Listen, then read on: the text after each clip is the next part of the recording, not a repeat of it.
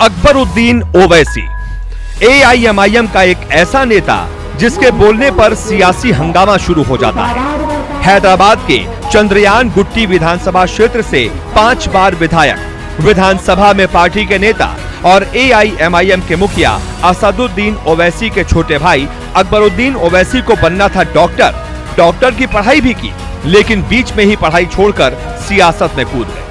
Congress BJP हो या मोदी या गांधी परिवार, अपने भाषणों में इन सभी की ये ऐसी धज्जियां उड़ाते हैं जैसे कोई मोहल्ले के नेता की बात कर रहा हो। असदुद्दीन ओवैसी एक इंटरव्यू में कह भी चुके हैं कि मेरा छोटा भाई मेरे से अच्छा बोलता है और वो एक महान राजनेता है।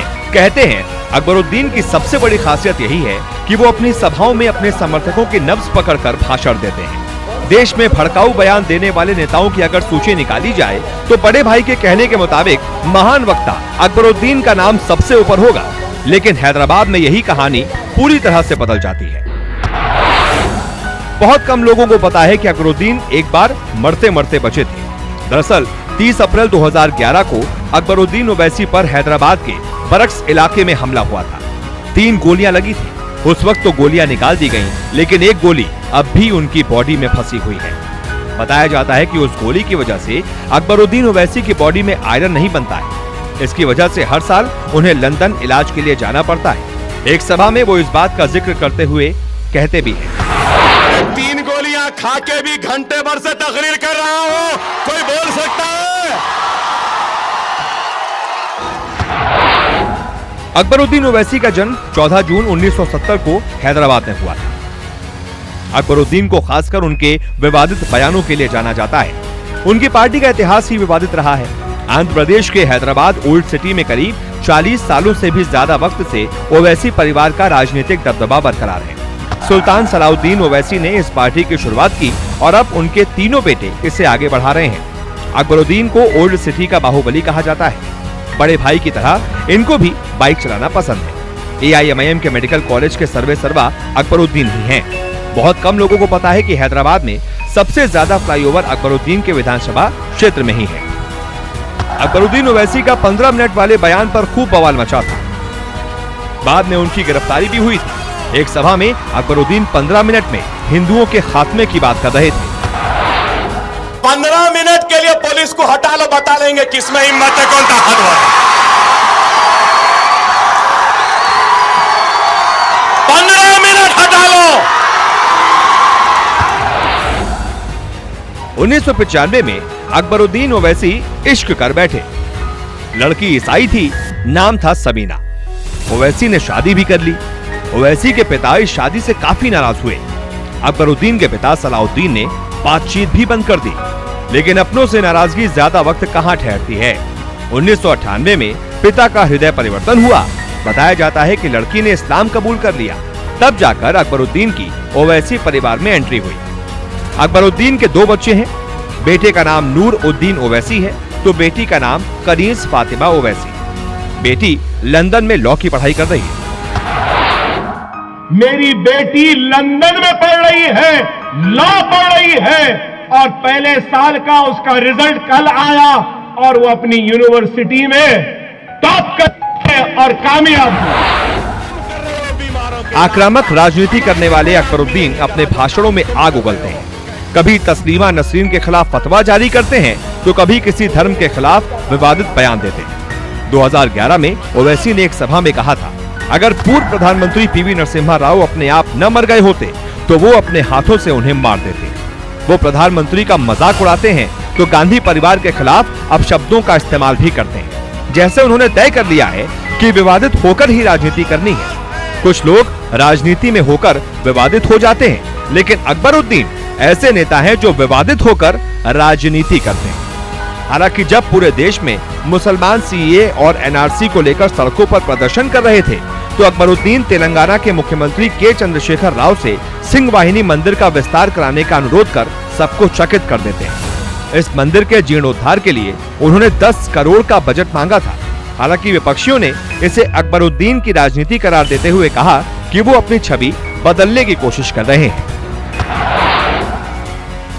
सीएए कानून के खिलाफ प्रदर्शन के बीच अकबरुद्दीन ओवैसी ने ऐसा विवादित बयान दिया जिस पर हंगामा खड़ा हो गया।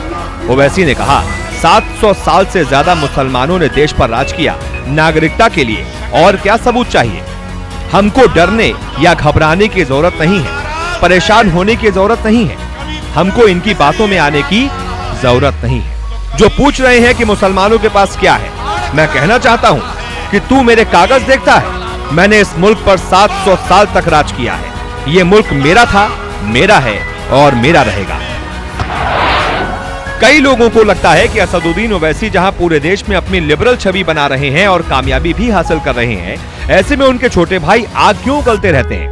दरअसल हैदराबाद के बाहर अकबरुद्दीन ओवैसी कम ही प्रचार करते हैं। वो राज्य में पार्टी का चेहरा है, जबकि ओवैसी राष्ट्रीय स्तर पर पार्टी को एक पहचान दिलाने की कोशिश कर रहे हैं। जानकारों का मानना है कि ये पार्टी की एक सुनियोजित रणनीति भी हो सकती है, जिसके तहत अक्सर छोटे ओवैसी भड़काऊ भाषण देते हैं।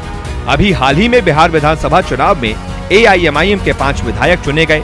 चुनाव प्रचार के दौरान अकबरुद्दीन ने एक सभा में PM मोदी के खिलाफ आग उगलते हुए PM मोदी को जालिम और शैतान बता दिया। मोदी को 2002 के गुजरात दंगों के लिए जिम्मेदार ठहराते हुए उन्होंने PM के खिलाफ कई आपत्तिजनक शब्दों का इस्तेमाल किया।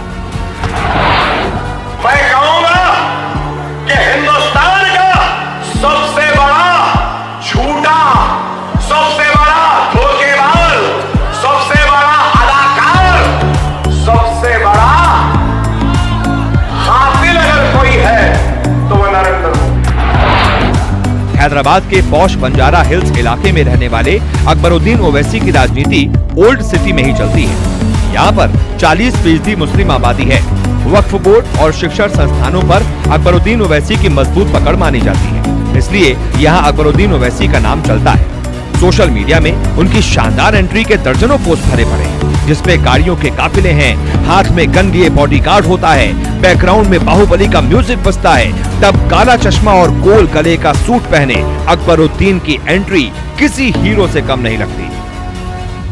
कभी मिथुन चक्रवर्ती की तरह लंबे लंबे बाल रखने वाले अकबरुद्दीन ओवैसी लड़कियों को पढ़ाने की वकालत करते हैं। एक सभा में ओवैसी कहते हैं, लड़कियों को पढ़ने दो, ग्रेजुएशन करने दो।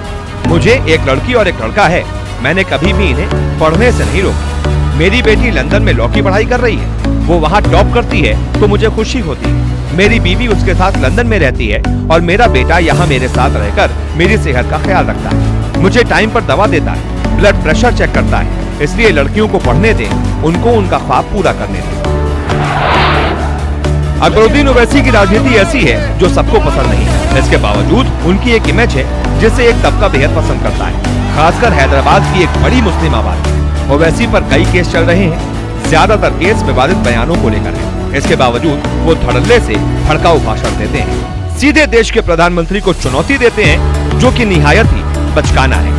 इससे इनकी आलोचना होती है, मीडिया में हेडलाइंस बनते हैं और इसका फायदा उन्हें मिलता है। जिस दिन वो भड़काऊ भाषण देना बंद कर देंगे, शायद अपनी पहचान भी खो देंगे, क्योंकि सियासत में उनकी बुनियाद ही विवादित बयानों के आधार पर बनी है। एक तरह से देखें तो पार्टी ने उन्हें जो जिम्मेदारी सौंपी है, उसे वो बखूबी निभा रहे हैं और आगे भी ऐसे ही निभाते रहेंगे।